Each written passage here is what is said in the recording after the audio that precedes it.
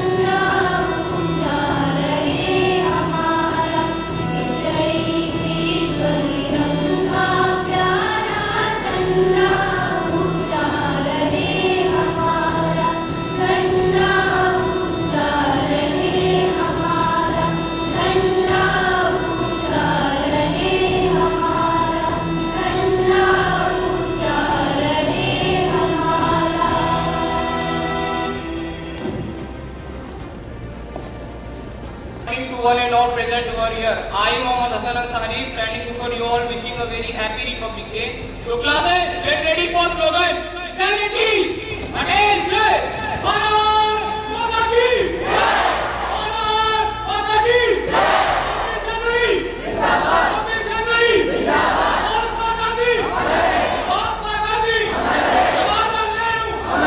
Jawaharlal Nehru. Subhash Chandra Bose. Subhash Chandra Bose. Rajam Shastri. Rajam Shastri. Anand Jahakar. Anand Jahakar. Vand Jahakar. Vand Jahakar. वो है प्यारा देश हमारा, वो है प्यारा देश हमारा। इसकी रक्षा कौन करेगा? हम करेंगे, हम करेंगे। इसकी रक्षा कौन करेगा? हम करेंगे, हम करेंगे। कैसे करोगे? कैसे करोगे? अच्छे रख सकते हैं, अच्छे रख सकते हैं। भारत माता की जय, भारत माता की जय, जय हिंद, जय।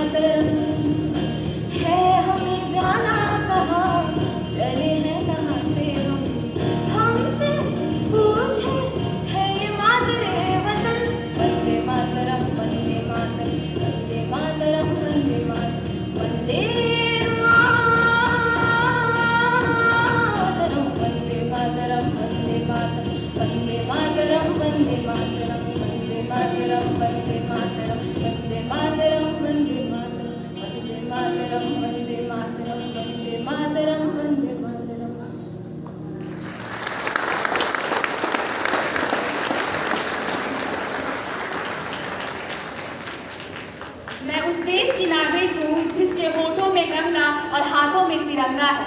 मैं उस देश की नागरिक हूँ जिसके हाथों में गंगा और होठों में तिरंगा दरभंगा है, वो देश जो सत्यम शिवम सुंदरम तो कभी पंजाब सिंध गुजरात मराठा है।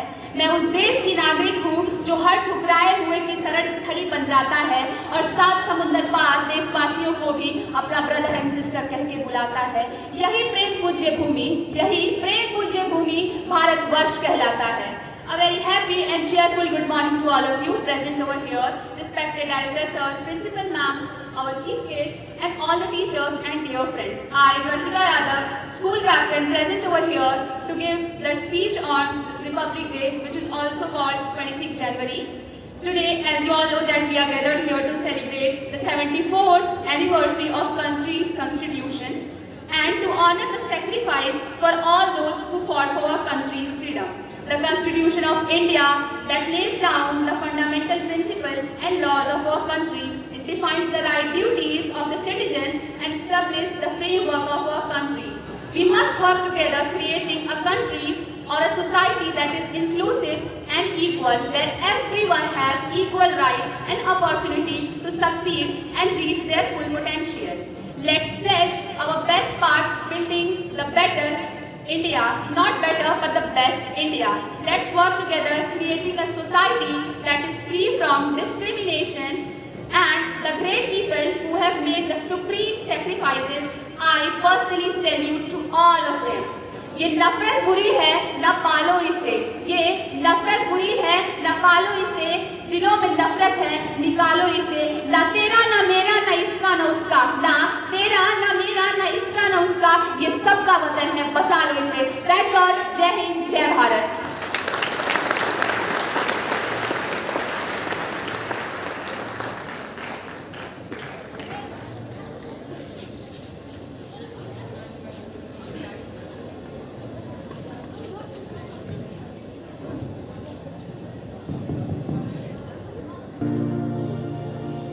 अब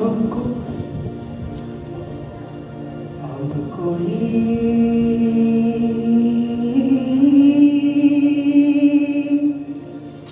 गुलशन न उजड़े, अब कोई गुलशन न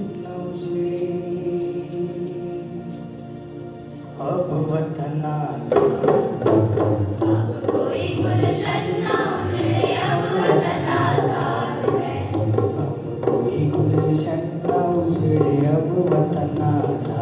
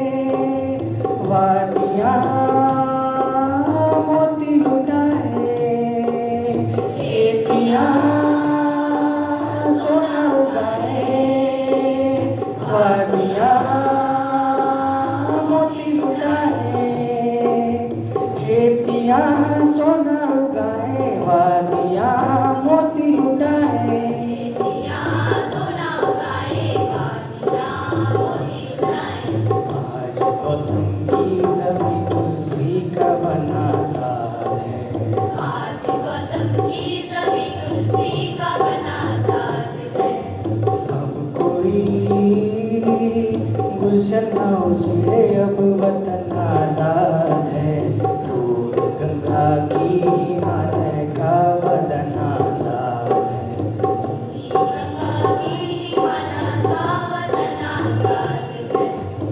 मंदिरों में शंख बजे, मस्जिदों में हो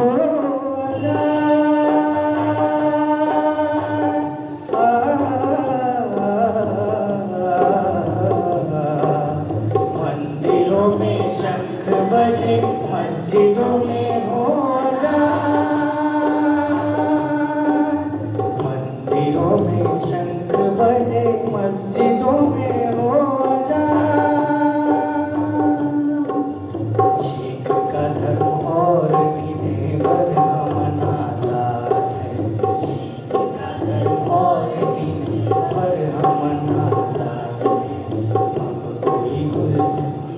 उजड़े अब वतन आजाद। अब कोई गुलशन न उजड़े अब वतन आजाद है। कोई गुलशन न उजड़े अब वतन आजाद है।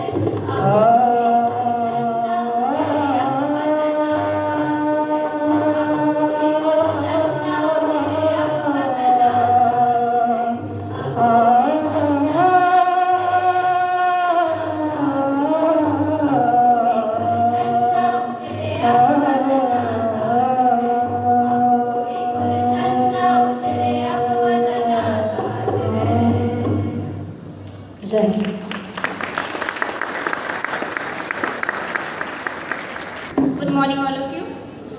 So, after such a lovely performance, now I would like to invite our director, sir, to introduce our chief guest. Although he needs no introduction, everybody is knowing him.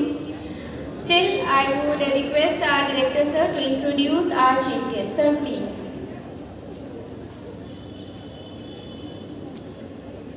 I am feeling very proud today that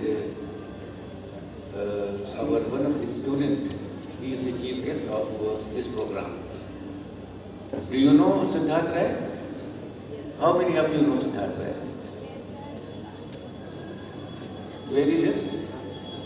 But he is well known to Hajipur, even in the country also. Siddharth Ray यहाँ के student थे और उसके बाद जो है यहाँ से जाने के बाद उन्होंने MBA किया और MBA में इन्होंने गोल्ड मेडल प्राप्त किया। और उसके बाद जब इनको बहुत सारी मल्टीनेशनल कंपनीज से ऑफर मिले, इन्होंने कुछ दिन काम भी किया और गवर्नमेंट सर्विस भी किया इन्होंने, रेलवेज में भी सर्विस किया इन्होंने। लेकिन सिद्धार्थ राय का सोचने का ढंग कुछ और था। उनको कोई भी बात जो है वो अच्छी नहीं लगी। He wanted peace and actually he was born to help people. ये शायद इसीलिए पैदा हुए थे कि लोगों की सेवा करें और इसीलिए ये इन्होंने सब कुछ ठुकरा के I think after 5 years he came back to Hajipur in his village. इनके विलेज में बैरन लैंड थी जिसमें कुछ उगता नहीं था, कुछ पैदा नहीं होता था। उन्होंने उसको डेवलप किया। एक उन्होंने पॉन्ड बनाया जिसमें मछलियाँ पाली और 2 गाय पाली और उसके बाद से ये बैरन गांव जो है वो बढ़ता गया और ये ऐसा हो गया कि इसमें अब लोग जाने लगे पिकनिक के लिए, विजिट करने के लिए। इवन शादियाँ भी जो है इन्होंने लोगों वहाँ भी शुरू हो गई। सिद्धार्थ राय का एक ही लक्ष्य था, वो लोगों की सेवा करना और ख़ासकर गरीबों की। उन्होंने वहाँ पे एक प्रभु की रसोई भी शुरू किया। इसमें रोज़ गरीब लोग दोनों वक्त का खाना खाते हैं फ्री ऑफ कॉस्ट और ये सब बिकॉज ऑफ सिद्धार्थ राय। उनका लक्ष्य ही मानव सेवा था। उनको न किसी नौकरी में कोई इंटरेस्ट आया न किसी में, उन्होंने सिर्फ मानव सेवा को ध्यान में रखा और ये सब जो है वो इतना करने के बाद उनको जो है वो देश ने भी उनको पहचाना, पूरे भारत ने उनको पहचाना और अभी थोड़े दिन पहले 13 जनवरी को इनको राष्ट्रीय युवा पुरस्कार से सम्मानित किया गया। ये 13 जनवरी को गुजरात में और central minister mister Anurag Thakur he presented the award to him. So it is really moment of proud for all of us, for Shah Faiz and for the students and for the staff that our one of the students has achieved this much position. एक बात और बता दूँ, जब यहाँ पढ़ते थे, छोटे थे, तो अक्सर स्कूल से भाग जाया करते थे।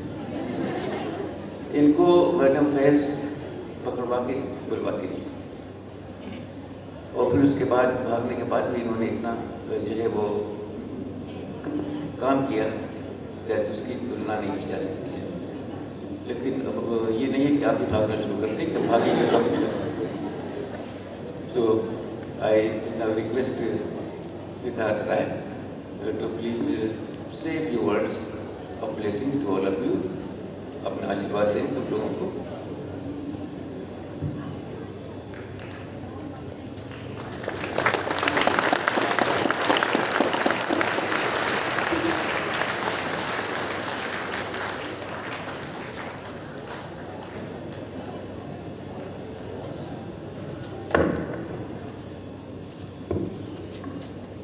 मुझे आज यहाँ पर बोलते हुए समझ में नहीं आ रहा कि मैं पहले बोलना शुरू करूँ या पहले रोना शुरू करूँ। अभी सर ने बताया कि मुझे देश का सबसे बड़ा किसी युवा को मिलने वाला जो पुरस्कार होता है, राष्ट्रीय युवा पुरस्कार, वो मुझे मिला। लेकिन कोई भी ऐसा स्टूडेंट होगा जिसको अपने विद्यालय में बुला करके ये सम्मान दिया जाए, वो चाहे विश्व का क्यों ना सबसे बड़ा पुरस्कार मिल जाए, वो उसके आगे छोटा ही नजर आएगा उसे। जिस विद्यालय से आप पढ़ाई करके निकलते हैं और जब आप कुछ अच्छा करते हैं, उसके बाद जब ये लेटर आपके स्कूल के प्रिंसिपल और डायरेक्टर द्वारा लिख करके उस पर साइन करके और आपके घर भेजा जाता है, तो बहुत अच्छा लगता है, बहुत अच्छा लगता है। मुझे तब भी रोना नहीं आया था जब मुझे सैकड़ों पुरस्कार मिले थे, लेकिन आज मुझे रोना इसलिए आ रहा है क्योंकि जहाँ से मैंने पढ़ाई करी और मेरे जैसे फेलियर को यहाँ पर बुला करके इतना बड़ा सम्मान दिया जा रहा है, ये मेरे लिए दुनिया का सबसे बड़ा पुरस्कार है, सबसे बड़ा पुरस्कार।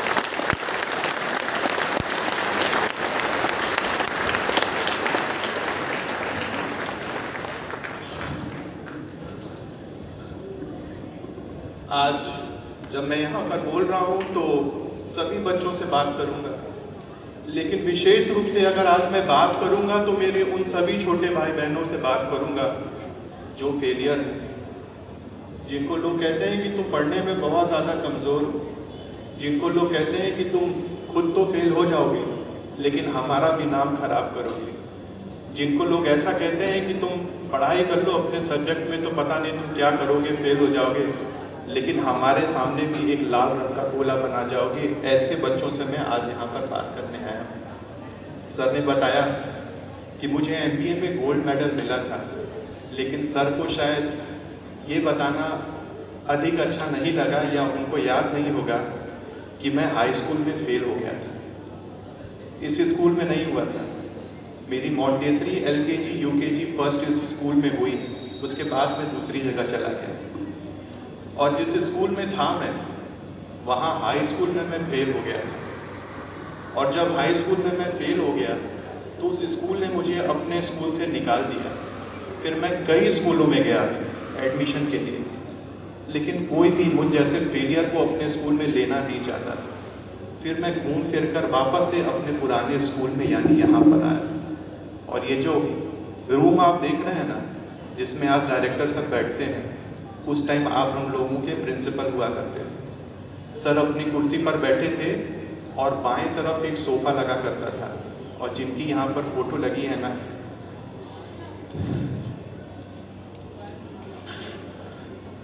उस टाइम जिंदा थी। बहुत संघर्ष उन्होंने भी किया था, उनके कोई खुद के बच्चे नहीं थे, उन्होंने हम लोगों को बच्चा माना था। मैडम वहाँ पर बैठी थी, मैं अपने पापा के साथ आया था यहाँ एडमिशन लेने के लिए टाइम। सर ने कुछ नहीं पूछा, मुझे एडमिशन दे दिया ऐसे स्कूल में। उन्होंने ये नहीं सोचा था कि ये दोबारा से फेल हो जाएगा, तो जब अब बाद में रिजल्ट निकलेगा तो उसमें 99% हाई स्कूल का रिजल्ट साफ है इसका रहेगा, ऐसा लिखा होगा, क्योंकि शायद मैं फेल दोबारा से हो सकता था 10th में यहाँ पर भी आकर के। लेकिन सर ने मुझे मौका दिया दोबारा से इस स्कूल में पढ़ने का। मैडम चुपचाप बैठी थी वहाँ पर और वो सारी चीज़ों को देख रही थी। उन्होंने कुछ भी एक शब्द भी अपने मुंह से नहीं कहा। मैं फेलियर था। जब मैं यहाँ पर पढ़ने आया, 10th में मेरी पढ़ाई शुरू हो गई, तो मेरे घर के अगल बगल के लोगों ने अपने बच्चों से कहा कि उसके साथ आप बातचीत बंद कर दो, उसकी संगत में मत रहो, क्योंकि वो तो फेलियर है। अगर तुम उसके साथ रहोगे तो तुम भी फेलियर हो जाओगे, क्योंकि सब बच्चों के पेरेंट्स उनको ये सिखाते हैं कि हमेशा अच्छी संगत में रहो। पर पता नहीं क्यों पेरेंट्स ये भूल जाते हैं कि सब बच्चों की बुद्धि एक बराबर नहीं होती है और हर बच्चा एक परिस्थिति से होकर के नहीं गुजरता।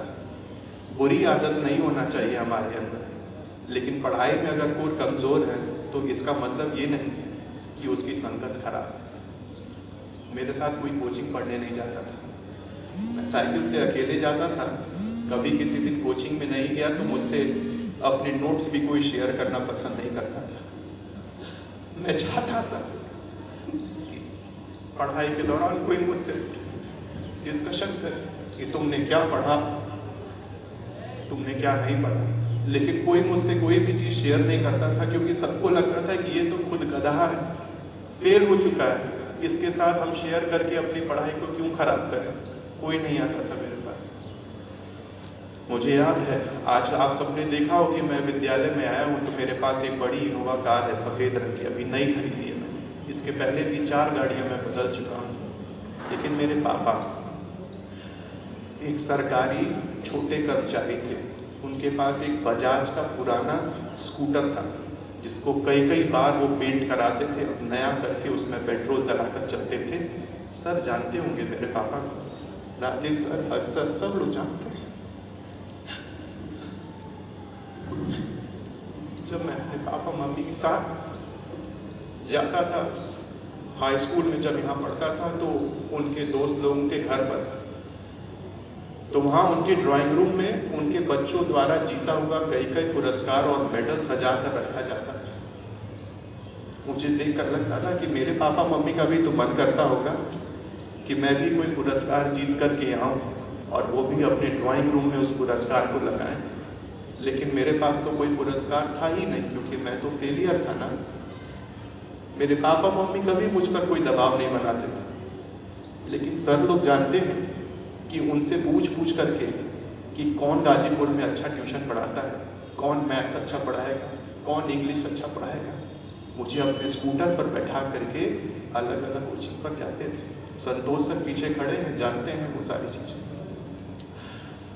तो उसके बाद सबसे बड़ा पुरस्कार तो मैंने जीता है अभी, लेकिन ये जो मेरे हाथ में आप लोग देख रहे हैं ना, मैं अपने साथ लेकर के आया, ये चोरी का पुरस्कार है, जिसको मैंने 25 रुपए में मिश्र बाजार में एक दुकान है स्पोर्ट्स की, आप लोगों ने देखा,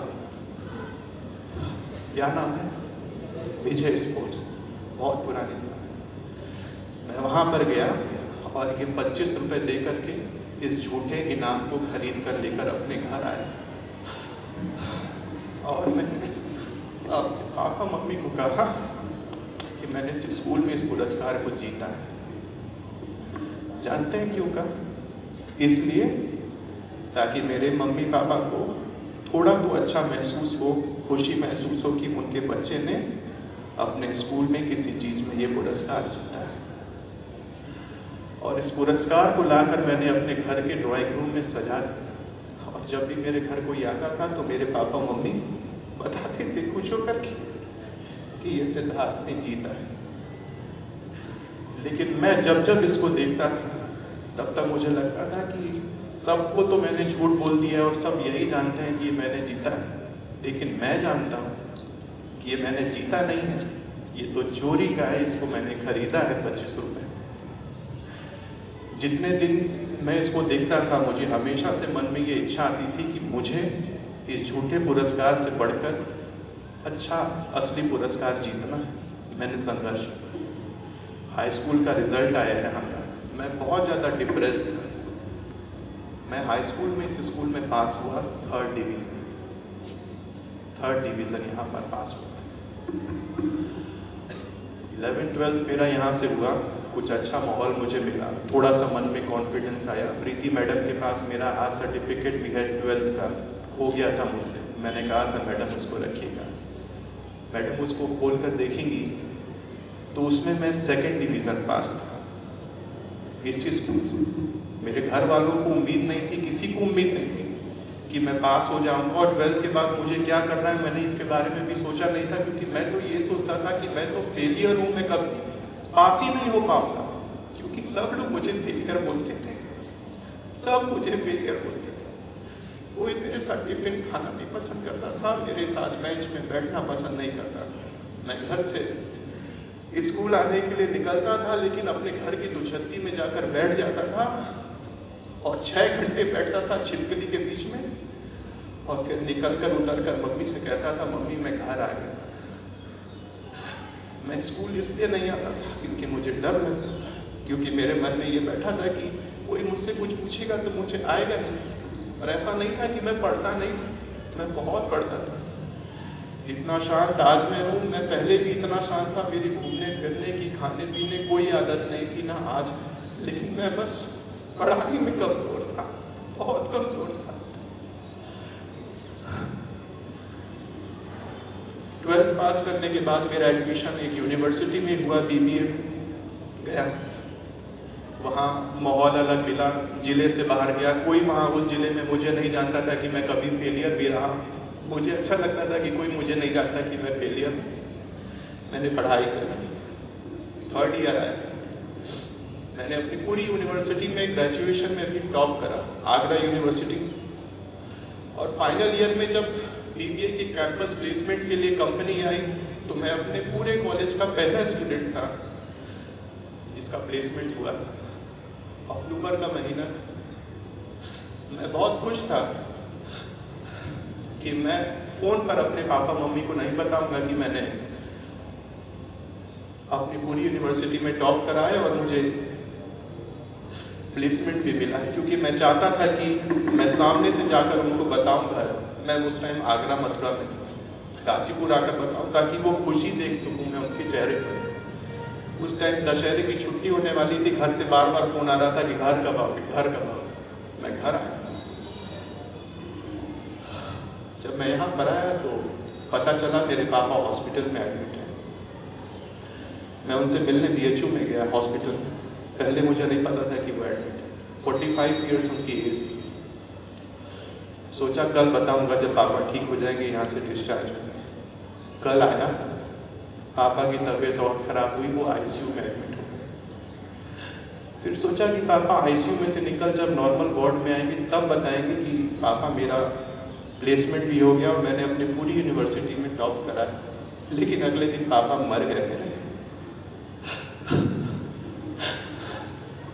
मैं नहीं बता पाया, मैं नहीं बता पाया उनको कि मैंने पापा अपने यूनिवर्सिटी में टॉप किया। मैं नहीं बता पाया उनको कि पापा मेरा प्लेसमेंट भी हो गया, मेरी नौकरी भी लग गई।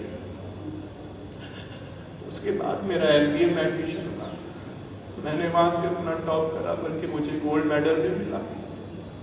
उसके बाद सैकड़ों पुरस्कार मुझे मिले। मेरे घर पर आप आएंगे तो चारों तरफ पुरस्कार पुरस्कार। लेकिन मैं अपने पापा को कभी एक भी पुरस्कार नहीं दिखा सका कि पापा आपने मुझे स्कूटर पर बैठा करके इतना संघर्ष करा और मैं आपको एक भी खुशी नहीं दी। सब अधूरा रह गया, सब कुछ। और ये बहुत महत्वपूर्ण है मेरे लिए, क्योंकि आज भी इतने सारे पुरस्कारों के बीच में मैंने इसको संभाल कर रखा है, क्योंकि ये हमेशा मुझे प्रेरणा देता है, भले ही झूठा रहा। और आज आप सबको बताने के लिए मैं इसको अपने साथ लेकर के आया, क्योंकि ये मेरे लिए बहुत ज़्यादा महत्वपूर्ण है।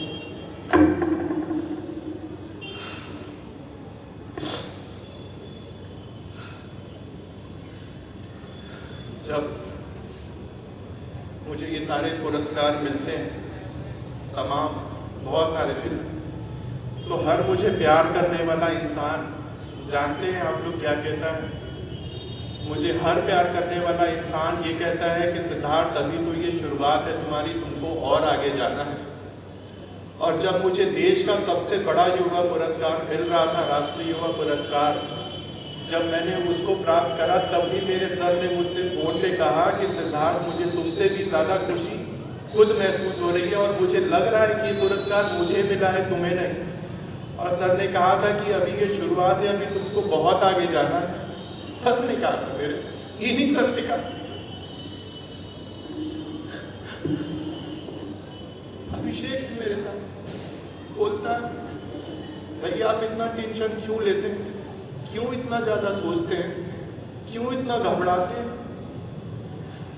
आप लोग बताइए, अगर एक पोटली आपको दे इस तरह की और उसमें ढेर सारे सोने के सिक्के आपको भर कर दें और कहें कि गाजीपुर रेलवे स्टेशन से एक लोकल ट्रेन में ये ढेर सारे सोने के सिक्के लेकर के आपको दिल्ली के निजामुद्दीन स्टेशन पर जाना है, तो जब तक आप गाजीपुर स्टेशन से होकर के निजामुद्दीन रेलवे स्टेशन दिल्ली के नहीं पहुंच जाते हैं, तब तक आप 100 बार अपने पॉकेट को चेक करेंगे और खोजेंगे कि वो सिक्के सोने के आपके पॉकेट में सुरक्षित हैं या नहीं है, कहीं किसी ने चुरा तो नहीं लिया, कहीं कोई गिर तो नहीं गया। अब आप सोचिए कि आप सब जैसे बहुत सारे लोग मुझे प्यार करने वाले हैं, जिनकी वजह से मैं आज यहाँ तक पहुँचा हूँ, तो मैं कैसे उन सभी लोगों को अपने पास से खो दूं?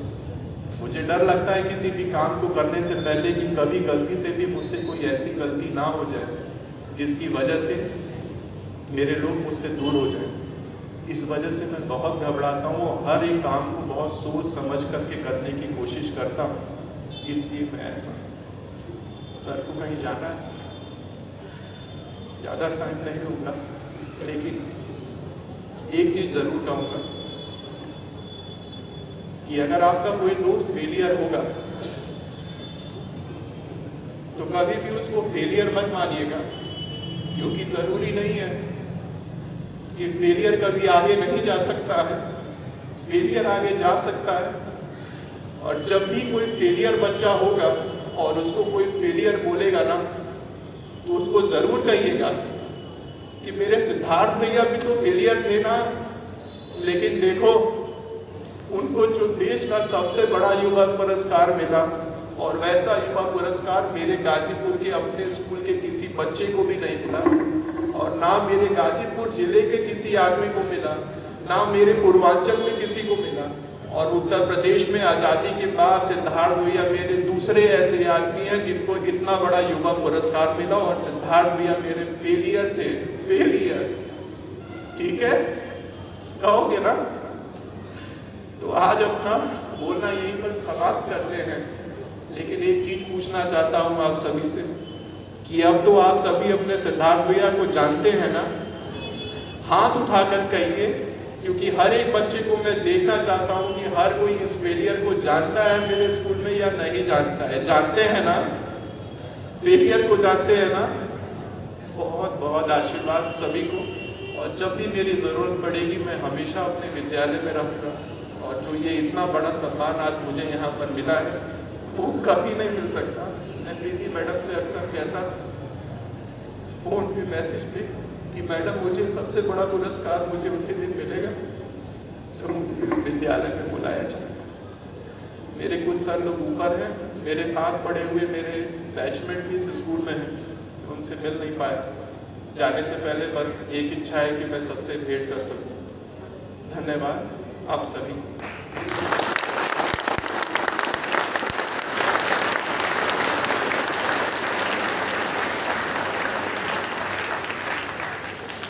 मैं धारवाड़ जिले में था जहां मुझे ये पुरस्कार मिला, कर्नाटक में। वहाँ के राज्यपाल, वहाँ के मुख्यमंत्री, वहाँ के कई सेंट्रल गवर्नमेंट के केंद्रीय मंत्री थे। और धारवाड़ जिला एक ऐसा जिला है कि जीके का क्वेश्चन है, याद रखिएगा, जहाँ पर हुबली है और वहाँ पर भारत का तिरंगा बनाया जाता है, खादी से बना हुआ। और वही एक ऐसा एकमात्र गांव है और शहर है जो ऑथोराइज्ड है भारत का तिरंगा बनाने के लिए। वहाँ से मैं अपने सर के लिए ये खादी का तिरंगा लेकर के आया, और ये मेरे लिए बड़े सम्मान की बात होगी कि मैं अपने गुरु को ये पहना सकूं।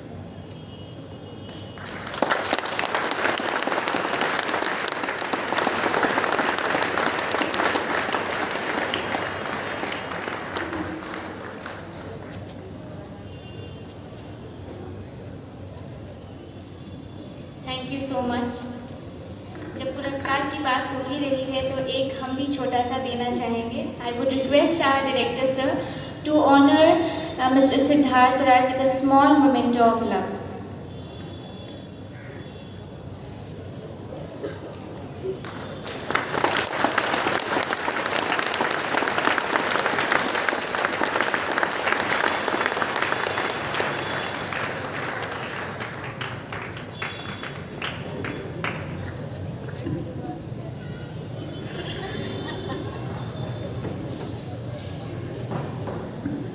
Siddharth's so much emotional speech, it is really, he was crying, and in the heart I was also crying. And I was really happy that I could get this opportunity that they called Siddharth here. It is very difficult to praise the speech of Siddharth, very emotional. And it is really the speech, not speech, but it is the life history of Siddharth, जो कि बहुत दुखों से भरी हुई थी और फिर अंत जो है वो अच्छा हुआ। और आज सिद्धार्थ इस मुकाम पे है कि जहाँ पे हम गर्व से कह सकते हैं कि ये हमारा स्टूडेंट रह चुका। थैंक यू, धन्यवाद। I would request our director sir and our chief guest to distribute some gifts to our helping staff. We know that we cannot run our school without our helping staff. Our PNs, our sweepers, our buas, everybody. So on this occasion, I would like to request both of them to grace the occasion. To start with Ramawat Bhaiya. Ramawat Bhaiya, please आइए।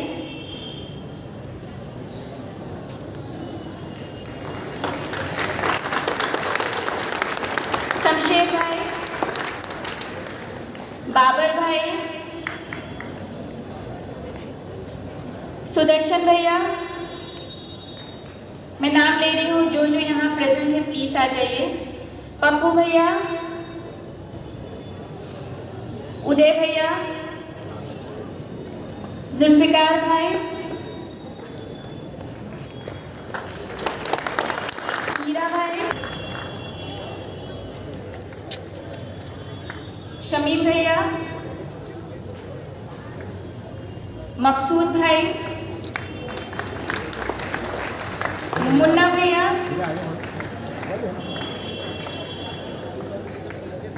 विसर्जन भैया,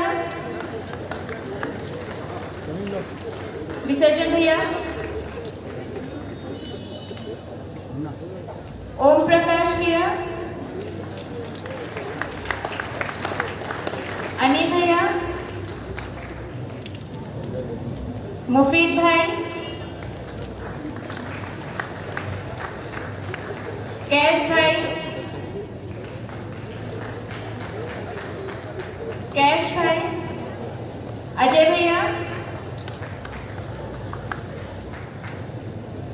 इकराम भाई, अरविंद भैया, श्यामदेव भैया,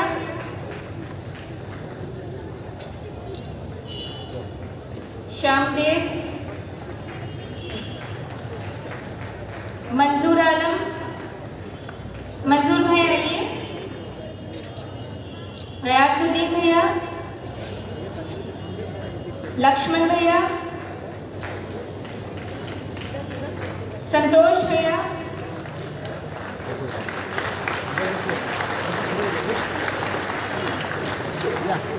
राज,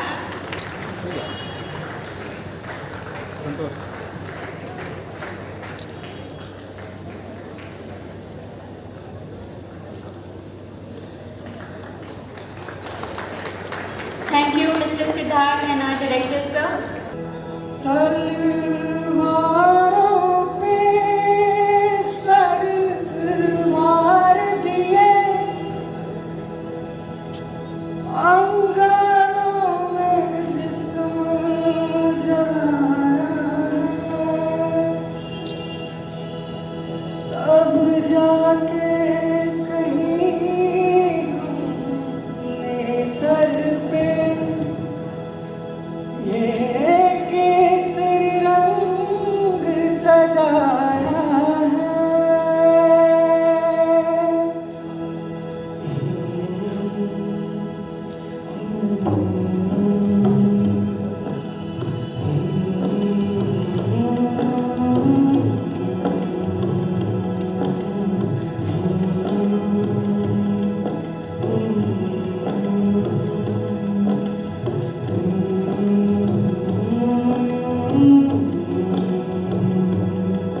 है मेरी ज़मीं अफसोस नहीं जो तेरे लिए सौ दर्द सहे, महफूज रहे तेरी याद सदा, चाहे जान मेरी रहे न रहे। मेरी ज़मीं महबूब मेरी, मेरी नस नस में तेरा इश्क बहे, पीता न पड़े कभी रंग तेरा, जिस मुँह से निकल के खून कहे। तेरी मिट्टी में मिल जाऊँ गुल बनके, मैं खिल जाऊँ, इतनी सी है दिल की आरज़ू। तेरी नदियों में बह जाऊँ, तेरे खेतों में लहराऊँ, इतनी सी है दिल की आरज़ू।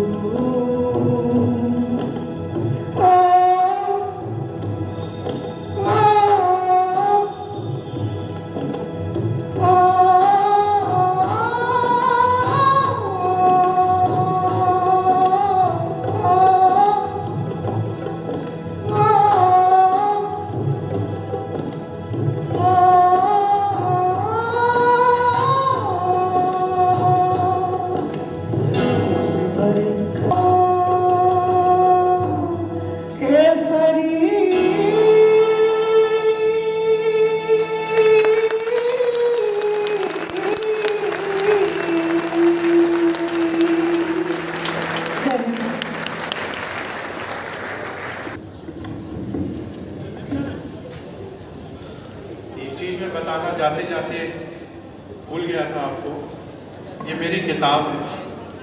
किताब का नाम भी क्या है? बदनाम सिद्धार्थ। क्योंकि जब आप भागते हैं ना स्कूल छोड़ करके तो बदनाम हो जाते हैं, वैसे ही जिंदगी के सफर में जब ऊपर बढ़ना होता है ना, और ऊपर बढ़ने के लिए जब आप भागते हैं ना, तब भी आप बदनाम हो जाते हैं। तो बदनाम सिद्धार्थ ये किताब है, और जब किताब के पीछे हिस्से पे जाएंगे तो ये मेरी पहली कहानी है जो मुझे, मेरी सबसे बड़ी समाज सेवा जो मैंने की वो इसी विद्यालय से करी, और जो मेरी सबसे बड़ी आलोचना हुई जब मैं मॉन्टेसरी के एडमिशन के लिए जब आया था, तो वो भी इस पर लिखा है, और मेरी किताब के सबसे पीछे वाले पेज पर लिखा है, और ये बहुत महत्वपूर्ण चीज़ है मेरे लिए, मैडम से जुड़ी हुई चीज़ है ये। तो इसमें हर एक चीज़ है जिसको पढ़ने के बाद आप सभी को अच्छा लगेगा, और मैं सर से चाहूँगा कि किसी दिन स्कूल में एक ऐसा स्टॉल लगा दिया जाए जहाँ से मेरे सभी छोटे भाई बहन इस किताब को खरीद सकें और पढ़िएगा, और शुरू से अंत तक पढ़िएगा, और ज़रूर अपने पापा मम्मी को पढ़ाइएगा, और उसके बाद उनका नज़रिया देखिएगा कि एक फेलियर के प्रति उनका नज़रिया कैसे बदल जाता है। ढेर सारा धन्यवाद आप सबको।